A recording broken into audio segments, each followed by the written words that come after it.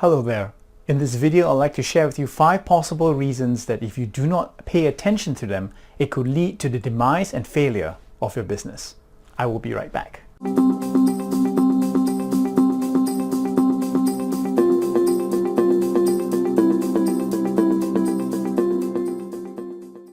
Welcome back. My name is Raymond Huan, and if you are a business owner or you're thinking about starting a business or you're a person who is interested in business, please do not forget to subscribe to my channel because I'll be talking about everything related to business, sharing with you tips and tricks on how to run your business better and to highlight certain things that you possibly want to think about when you're operating your business.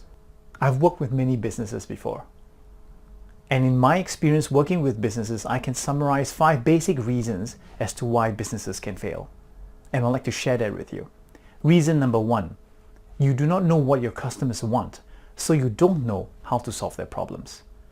Have you ever come across businesses that when you purchase from them, you have the product, what you're after, but yet somehow you're not really satisfied with the whole experience?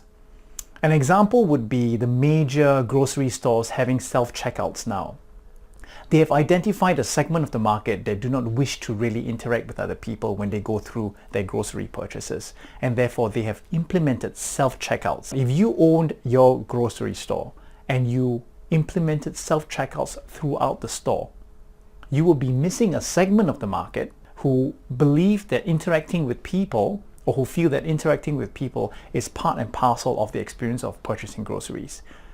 Such people, which form perhaps the majority of the shoppers currently in grocery stores, would then choose to leave your business to go to another business who has someone standing in the counter and serving them. If you do not know what you want, you do not know how to solve their problems, you will proceed to go down the path of implementing certain ideas that may not fit your market. And what you can do to overcome them is you have to be more personable to your customers. You need to get to know them and you need to understand how your product fits into their lives and their pain points and how your product resolves them.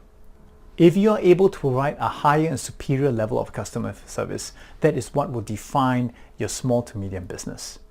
Your customers will come back to you to purchase your product if they require time and time again because they have a memorable memory or a fond memory of dealing with your business.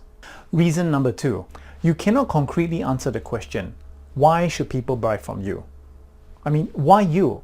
People can buy your product from any other business. Why should they buy from your company? You need to understand what you offer differently from your competitors. You need to know what your USP is, which is your unique selling point or proposition.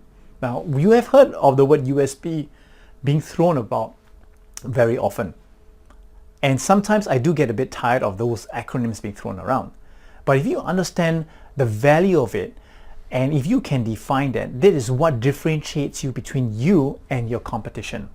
It will help you formalize your brand message and it helps you effectively target your marketing towards the people whom you want them to buy from you. If you know your USP, you can articulate it to your customer, and if your customer appreciates it or your prospect appreciates it, they will come and buy it from you. So your USP defines why you are in business. It keeps you on course, it keeps you where you want to go and where you want to grow in your business. And I cannot underemphasize the USP proposition that answers the question, why should they buy from you? If you can identify that, you can work on it, and it has to be unique. It cannot be generic. That is one thing. Reason number 3, you know your product, but your customers do not know how you will solve their problems. Once you learn how to talk to your customers, and once you understand what your business can do to help them solve their problems and address their needs and wants, learn how to incorporate these 2 things into your everyday conversations with your customers. Remember, they're buying your product for a reason, not because you exist. They're buying a product to solve their problems.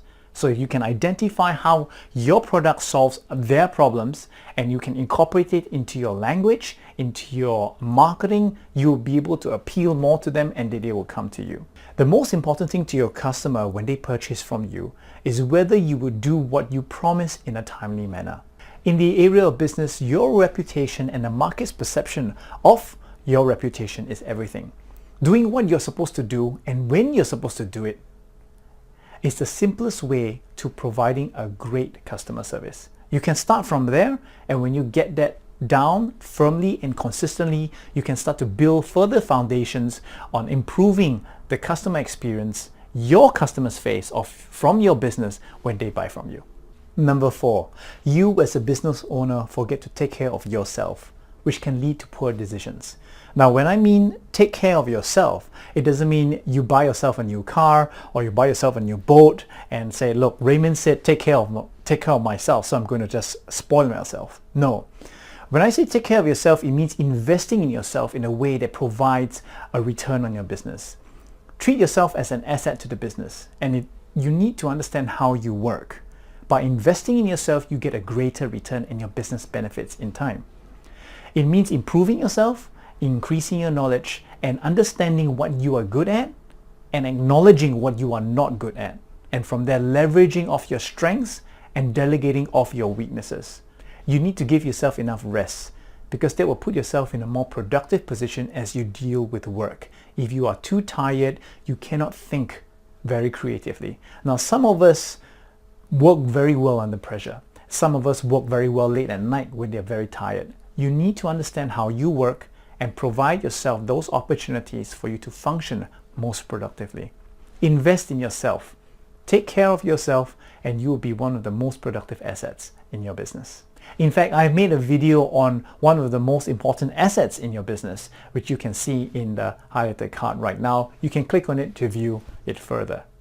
Reason number 5, you don't have a feasible or sustainable business plan. You need to have some idea on how to make your business profitable and to sustain it. When I come across businesses and I talk to business owners as a whole, they could have a team of 10 people. Most of them do not have a very detailed idea on how the business can grow to where they want it to be. They have some idea. If they want to grow from a $5 million business to a $10 million business, they have an idea on how to bring it there. But I've encountered very few businesses who have a crystal clear idea on how they're going to get there. If you do not have an idea on how to get there, you will not know how to get there. And that is why you need to have a business plan in your business in order to go from point where you are now to where you want to be in the future. Now, the business plan need not be a thick stack of papers, or you do not need to bring a professional business planner to come in to do an analysis of your business to give you a formal document. A business plan could simply be a 1 or 2 sheet piece of paper with bullet points to give you a clearer idea and picture of where or what your business has to do in order to achieve the results you want it to achieve within the time frame that you set it out. When you visualize your goal in detail, you will be better able to understand what you need to achieve it. It is the same with your business. If you have some idea where you want your business to be in 3 years' time, you will know what kind of resources are required and what you need to do in order to achieve that. If you are clear on how to make your business profitable and scale it profitably without compromising your USP or your unique selling position, you now have a pragmatic business plan to work with. At the end of it, do not be afraid to ask for help. Remember, your business allows you to leverage off the expertise of other people. Do not be afraid to talk to your coach, consultant, or build your own team, and surround yourself with people who have the expertise and experience that you don't have. This is not a solo journey. Surround yourself with the right people, get the right directions and advice, and from there be able to identify your plan, and then you can move ahead. If you're interested to know more about what a growing business would need to consider to maintain their growth, I encourage you to go to my website and click on the link that appears in front of you right now and download the first chapter of my book, From 20K to 2 Million in 2 Years. In it, I talk about the differences between a good and a great business. Thank you very much for watching this video, and I look forward to speaking with you again very soon.